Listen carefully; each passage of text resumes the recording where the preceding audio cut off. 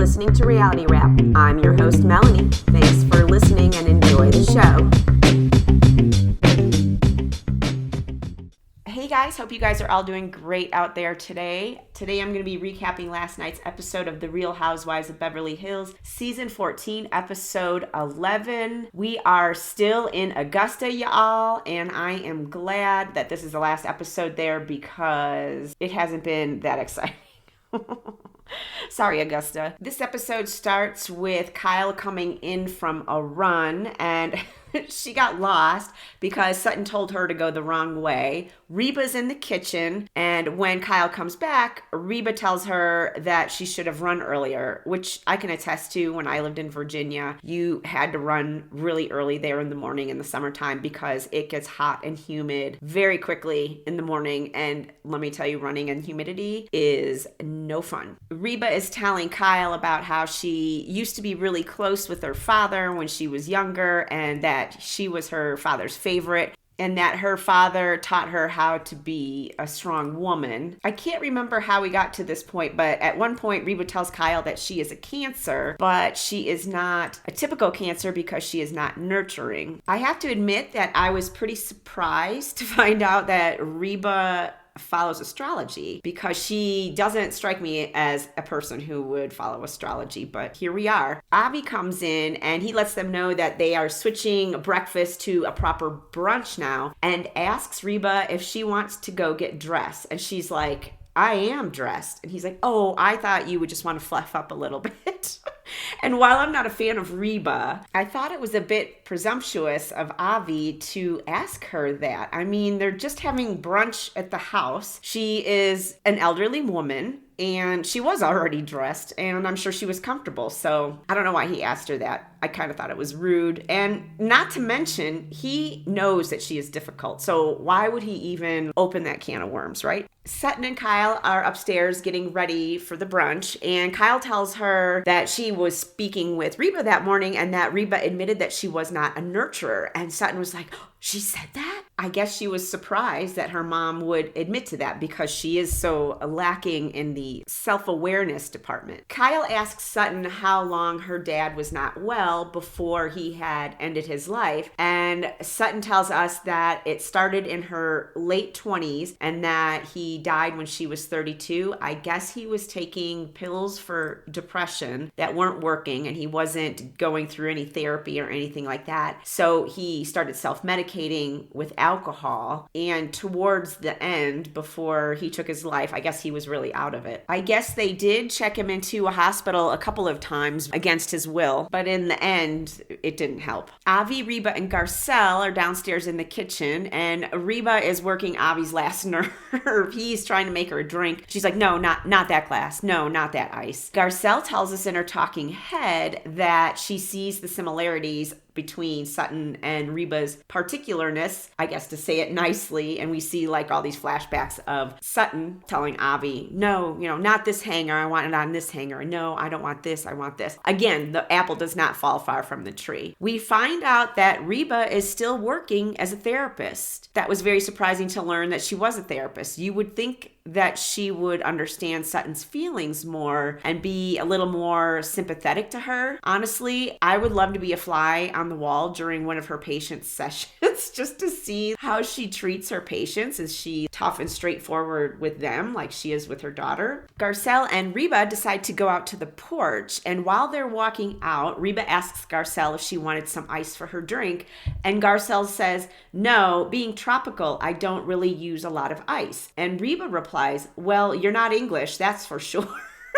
And when I heard Reba say this, I was like, what did she mean by that? And I also thought it was odd of Garcelle to say that she doesn't use ice because she's tropical. Do Haitian people not use ice? The whole interaction was weird. And I did see online that some people thought that Reba saying that you're definitely not English was a microaggression. But then I saw other people who were saying that the English are obsessed with Western ice because ice is not a thing in the UK. So that's what she she meant. I don't know. I'm not going to read into it because Garcelle just laughed and she didn't seem to take it as a slight in the moment. So I'm going to assume it was pretty harmless. Out on the porch, Garcelle tells Reba that she and Sutton have had conversations about their relationship and that Sutton has told Garcelle that she would love to hear her mother tell her that she loves her and that she's proud of her. And this goes over like a fart in church.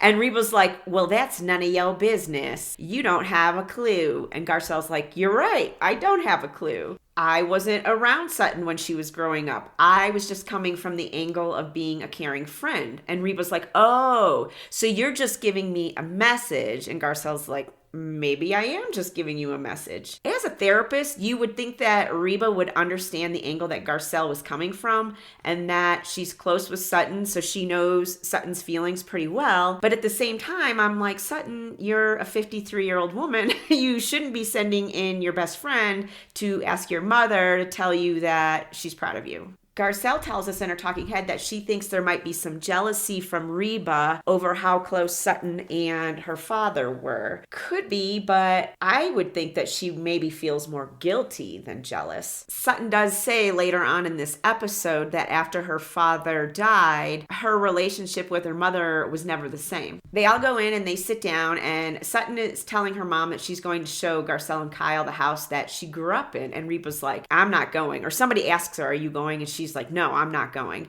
Sutton tells us in her talking head that Reba was home when her dad took his life and that her mother was aware that he was mixing pills and alcohol and that there was a loaded gun in the house and that she has a little resentment over that, which I get where she's coming from, especially because her mom's a therapist. So I would assume that she would understand what state of mind her husband was in, and I'm sure she did what she could for him. Sutton did say that they sent him to the hospital multiple times. So it is kind of a lot to put what happened on her mom and feel resentment towards it. Maybe her mom picked up on that resentment and that's why their relationship hasn't been the same since he did die. That could also be a possibility. She also said at some point that her mom never dealt with her father's death. So, and also the fact that Reba's just kind of a cold person. She even admits to not being very nurturing to Kyle. All of these could be a factor as to why their relationship is so strained. Back in Beverly Hills, Erika is FaceTiming Dorit and she's showing her the progress of her renovation and she's showing her the painted hallway. We're really dragging this out. I mean, I get why Erika is excited because I feel like she feels like she's coming out of the other side of Tom's legal troubles, but I also don't need to see the whole process. Just show me the final product. I will say I am enjoying Erika this season because she gives us good commentary and she's a good go-between between all the ladies and because she's friends with everybody. But I mean, she needs to give us more than just painting her rental. Over at Boze's, she is telling her daughter that she and Keely want to have a baby together sooner rather than later because obviously she's older. And her daughter tells her that she's fine with that because she's going to be leaving the house and that their bond is changing. So she would like to see her mom have a bond with another kid like they had. Boze tells us in her talking head that she was shocked that her daughter said this because I guess her daughter had thrown a temper tantrum another time when she had said she wanted to have a child. So now that she's saying, yeah, I think that's great, really surprises her. But obviously Boze did a really great job raising her. Back in Augusta, the ladies are heading over to Sutton's childhood home. I guess one of Sutton's friends knows the current owners, so they were able to arrange for them to be able to go inside. They arrive and Sutton starts to get emotional, which is totally understandable. The owners let him in and Sutton is showing them around the house and she takes them into the family room and she tells Garcelle and Kyle that this was the last place that she saw her dad alive and that she had like jiggled his toe. She really wishes that she would have sat with him because the next day he died. This is where Sutton tells us that after her father died, her relationship with her mother has never been the same. And now she wants to make it right. And she wants her mom to live the next part of her life happy. In the after show, they did replay a clip from a couple of years ago, which I had forgotten about, where Reba was telling Sutton, listen, you didn't know what my marriage was to your father, and I don't miss him. So maybe Garcelle was onto something earlier when she said in her talking head that she thinks Reba might be jealous of how close Sutton was to her father, especially if her relationship with him wasn't very good. I don't know. I guess we're never going to know because I don't think Reba's ever going to tell us. Boze, Erika, and Dorit meet up for dinner, and Boze is telling them that she and Keely have been talking about having a baby, but they have never told each other that they love each other. And I'm with Erika. It doesn't make sense to talk about having a baby before you tell each other that you love each other. Boze did say in the after show that they have said it now. Like I said last week, I hope he's not wasting her time, because when she was talking about a timeline and things like that, he definitely seemed like he was like, yeah, no, I'm on my own timeline. Also in the after show, Dorit told her that Sutton had said that there were some red flags with Keely, which of course pisses Boze off. She's like, she couldn't tell if it was a red flag, a green flag, yellow flag. She also told us that when she was having her fibroid surgery, that Keely drove the route, I guess, from the hospital to her house multiple times, so he knew exactly the route to take. But I'm like, why didn't he just use Waze? It'll tell you where there's traffic. I imagine they're going to ask what her status is with him on the reunion, and if they're still planning on having a baby. She does not appear to be pregnant. She keeps posting herself working out super hard and that she's getting ready to go on tour for something, so I don't think she's pregnant yet. I know they're still together, or at least they were as of a couple days ago, because he posted that they had gone out for a date night and he had pictures of both of them on his Instagram, so they're definitely together still. Dorit tells them that she spoke to PK and that the conversation was better than she thought it would be. And Boze pretty much says what we're all thinking. And she's like, it's a trick. And she's like, what? What? It's a trick?